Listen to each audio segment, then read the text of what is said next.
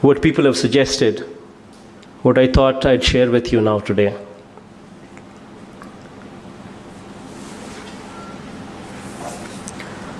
A couple of them I've already told you. Friendly and transparent policy, and elaborating this friendly and transparent policy, I gave you a little bit of briefing beforehand. I said, first thing is, whenever somebody comes to you, forget about MLA, even anybody else, first thing, smile. Show your teeth. Abhishek, I want your teeth.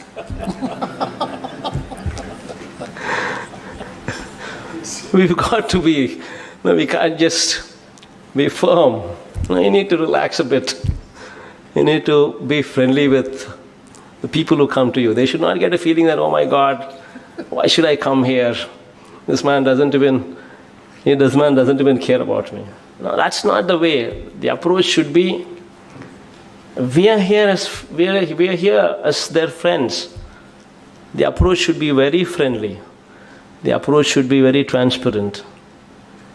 We would have to give them the confidence because, we are working them. We are working for them. So let's get one thing on our mind straight.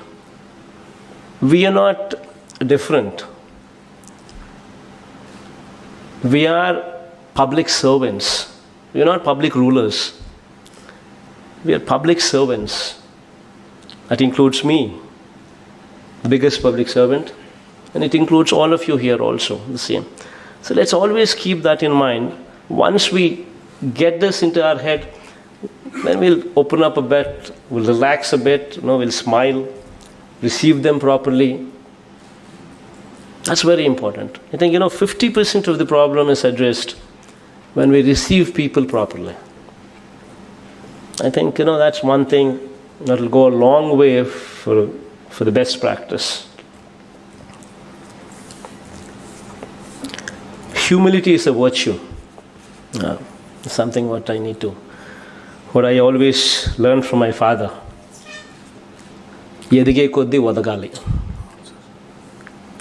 As we keep growing, we've got to humble ourselves more and more. I think my father taught me well. I think being in the position that I am in today gives me a little bit of that room to advise you on that.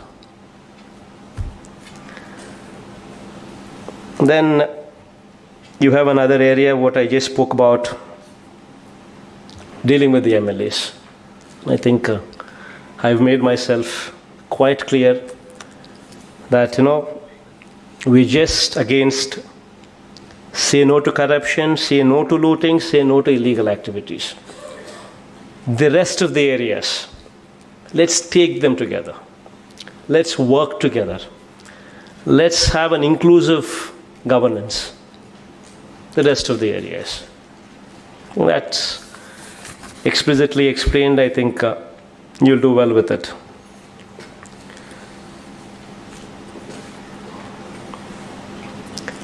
To bring about, as I said, the people should not sit tight. To bring about that, we've gone ahead and given weekly off. I think weekly off for police, I don't think it's anywhere in this country. Probably Bihar tried it for a while and somehow I don't think it actually went that far. But first time, weekly off for police, this is something what's coming from our governance. That is our meaning, all of us together. And we are committed to it. This weekly off would entitle the situation where we would have to be recruiting probably 20%, 25% more police into the force. We will do it. It gives emotional wellness.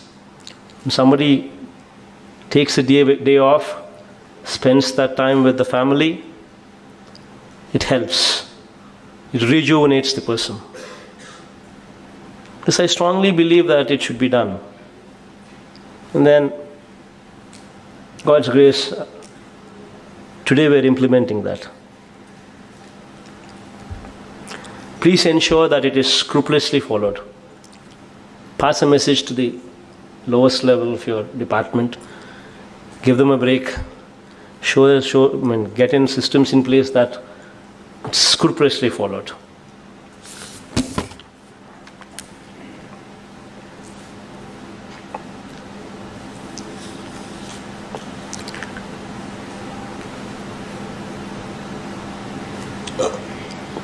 The perception that police are biased, the perception that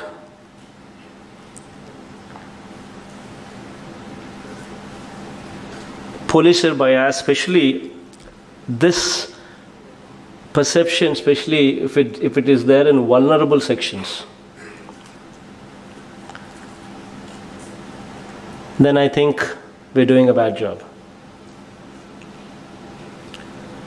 Especially these Dalits, these weaker sections, if these people develop this kind of a perception on police, then I think we utterly failed in our duty. Because these people have no voice. They're the poorest of the lot. These people have no voice. And if these people, if they feel that police are biased, then that is something that we need to seriously ponder. That is one thing what I ask you to just give it a little bit of thought. There in those sections, perception should change. In the police department also, have a reception area. Let's engage, even if it's going to mean recruiting people, we will recruit people. Have somebody in the front section. The moment somebody comes into the police department, let it be a reception area with a wonderful smile, receiving the complainant. It should be done. When somebody comes to lodge a complaint, it's out of distress that they're coming. And it's not that, we are doing them a favor by taking the complaint. We are rendering our service. So it's very important that, you receive them well. With a smile, the receptionist receives them. Have them seated. Then a police comes. How do you see in the Western world? A police comes, talks to them, understands them, then files the case. These kind of mechanisms should have to come in place. I think all of your youngsters, I think you can bring about this change, this transformation, what was never there before. And I think Gautamanna also is wanting to bring about change, so I think they should be attempted. Friendly police. It's very important. And yesterday, while I was conversing with the collectors, I was mentioning about district portals. The district portals should document copies of FIRs, licenses, permissions given. All of these also should be made available in the district portals. The DPOs, the SDPOs, circle officers, SHOs should all be linked to this district portal, e-government system, to ensure speed and transparency. Now, when we have, two things will happen by showing this kind of transparency. One, it will mount pressure on us to expedite the disposal of these cases. That's good. Two, it will showcase transparency. Now, both these things are very important.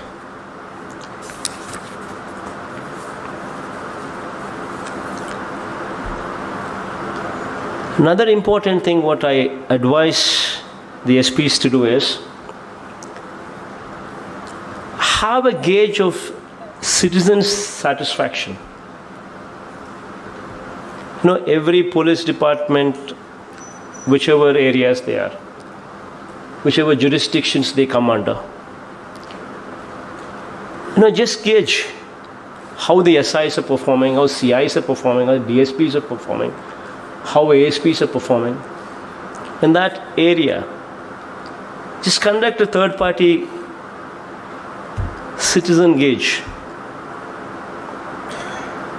third-party inquiries, so that you get feedback whether that CI is corrupt, whether that SI is corrupt, whether the DSP is corrupt.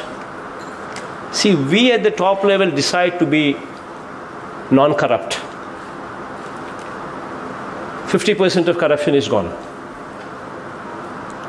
Then the other 50% is, how do we curtail corruption at that stage? That's the 50%. That's the steps what we need to take. So have a gauge. Take periodical inquiries. Why do we just believe somebody who says I'm not corrupt? You don't know how the SI is performing, or the CI is performing, how the DSP is performing. We just hear news and then we take decisions. Because that guy is sweet to us, because that guy speaks to us well, we presume that this guy is good. We don't know. Conduct a third-party inquiry. Gauge the perception from the people. How is this CI? How is this SI? You know for yourself. Then you can take a call.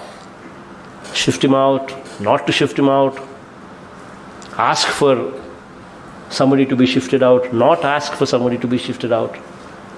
These are the options, choices what you would have with more on scientific basis. Not out of whims and fancies, but more on scientific grounds.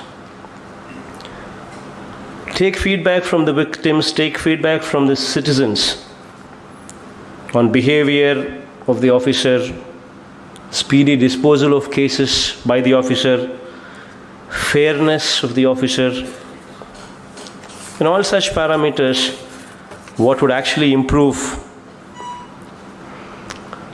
Then the response time. Now, I was just telling yesterday, every level, mandal level to district collector level, in their respective offices, conduct a grievance cell is what I was telling them. Where in that grievance cell conducted on Monday, we named it as Spandana. We asked the officers not only to conduct the grievance cells, but also take their telephone numbers and give them a receipt as to when we would be clearing their plea. That helps. And that receipt, I asked the collectors to randomly check if that receipt is being honored or not. Collectors also would be doing that. Giving a receipt on speedy disposal, saying that I would dispose in 15 days' time. I would dispose this case in 1 week's time. I would dispose this case in 3 days' time. Whatever time you think is right, mention it in the receipt, on the receipt. Then it is your duty to ensure that it happens from the collector to the bottommost level. Then the collectors, when they go for inspection, surprise checks, meet the villagers, they can ask for the receipts. They say, has it been done or not? Have the timelines been met or not? It speaks something about the officer that you're dealing with. It speaks something about the credibility that is attached to this disposal mechanism. All that will happen if we can also bring about the same systems in place. No, it's something different. But when tried, it could send a strong message of credibility, of transparency, of speedy disposal. All three in place. I've asked the collectors to practice this. I would also request the SPs to bring it in place. It helps. Let there be, somebody goes to file a complaint. There is someone who receives them with a smile on their face. Somebody attends to them, takes their complaint, gives them a receipt, says that so and so matter would be disposed in so many days. There is a sense of confidence that, okay, I am well received, somebody is attending my job. It sends a strong signal. I think it will send a strong transformation signal.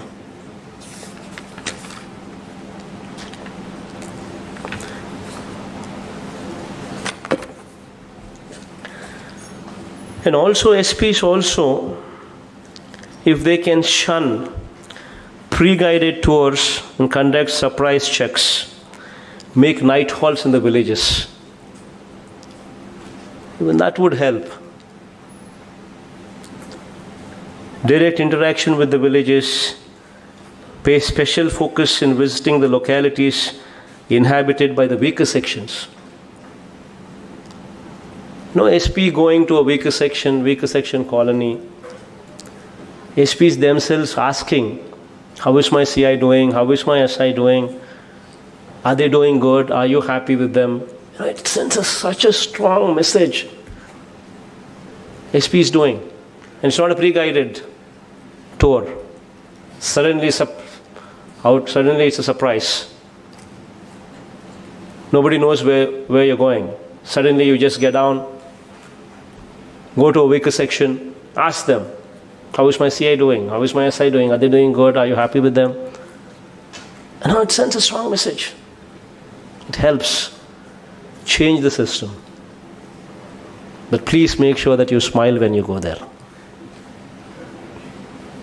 That helps.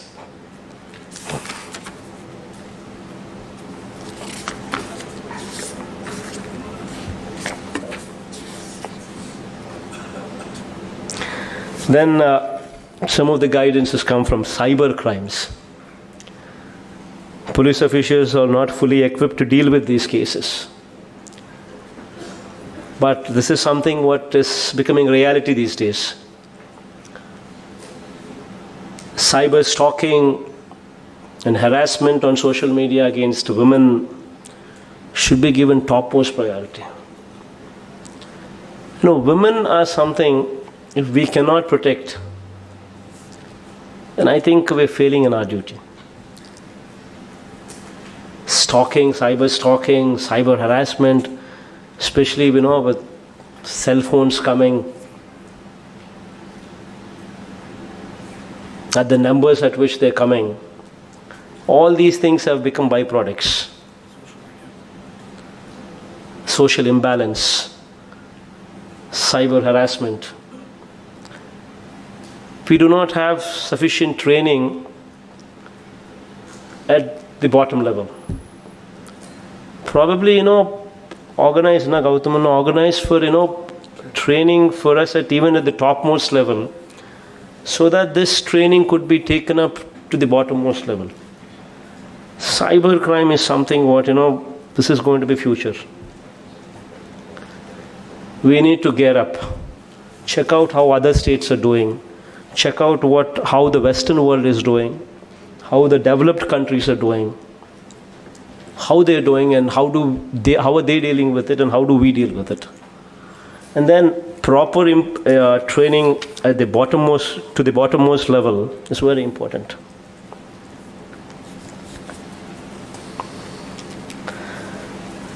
Eve teasing, I don't have to mention. Eve teasing.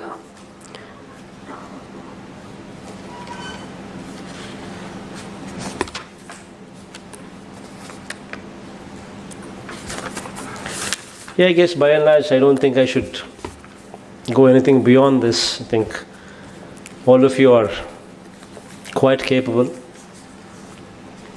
But I just thought, these are the best practices.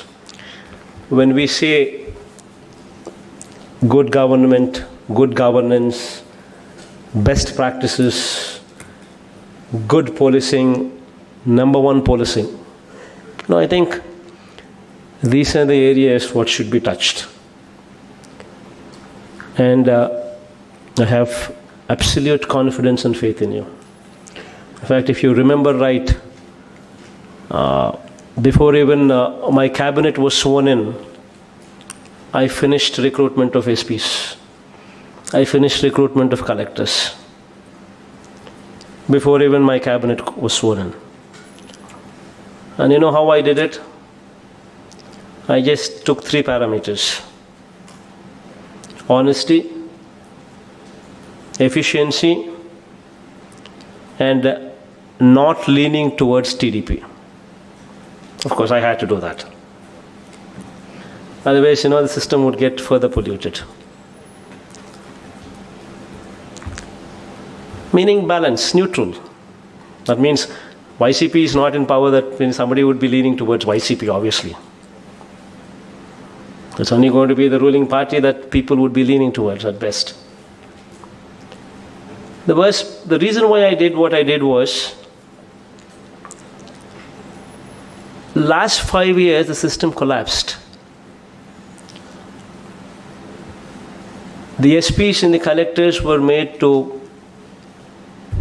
party to it. In a way, they were just asked to see rather than to do anything. That's what I just spoke about. Sand mafia, the illegalities. What I just gave few examples, and they were just made party to it. Illegalities, what should not be tolerated, were tolerated. Looting, what was not supposed to have been tolerated, was tolerated. Corruption, what was not supposed to have been tolerated, was tolerated. And all of it happened in front of our eyes. So obviously I had to see for people who were not leaning towards TDP. So that, a neutral atmosphere could come out. So I looked at honesty, I looked at efficiency. And then I figured out these people were the best for the jobs. And with utmost respect to you, I urge you to deliver good governance. I am not going to interfere, especially when it comes to corruption, especially when it comes to illegal activities, especially when it comes to looting. You have my word for it. And I'm telling you from this stage, anybody who gives you instructions to do that, ignore them. Ignore them.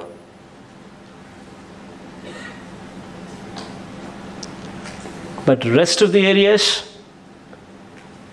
take people into confidence. Take the MLAs into confidence. Take the ministers into confidence, because we are together as one. Governance means all of us together. So take everybody together. Bring in a governance, what is inclusive governance. With inclusive governance, a lot of problems could be addressed in a better way, in a speedier manner, in an efficient manner. So keep that in mind. I don't think I should say anything beyond this. And I wish you all the best, and you have my faith and my confidence. And please make me proud. Thank you. Sir, as you desired, sir, the packed lunch is in front of all the officers. There is also agenda before the officers. So officers who have to present the agenda will keep their packed lunch aside and start the agenda, and then we go on. Collectors can have their packed lunch and bid us goodbye. Thank you.